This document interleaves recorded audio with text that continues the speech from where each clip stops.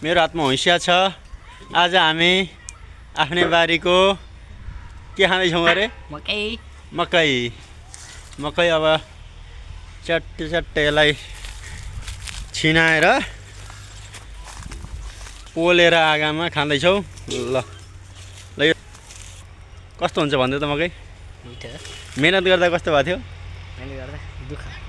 अहिले त सुखा आनन्द होइन? ल यस्तो ल समात है त चट्टै मकै काटेर देखाउँछु। ल हेर्नुहोस् हाम्रो बारीको मकै। यसलाई यस्तो गरेर चाहिँ यो गाईको घाँस हुन्छ।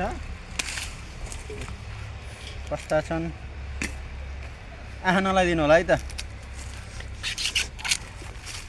हेर्नु त यो चैतको महिनामा यस्तो मकै, ताजा मकै हामीले आश्रममा खाइँदैछ।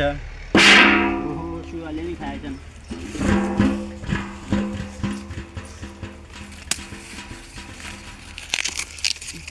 आउनुहोस् खानालाई निमन्त्रणा छ।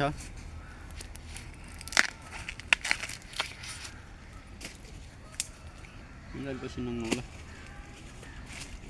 अरू कुन छ? यो त चिन्दिनँ पो कुनमा छ कुनमा छैन। ल भयो धेरै लामो नबनाम। हजुरहरूले लामो पनि हेर्नुहुन्न, धेरै थाहा छ मलाई।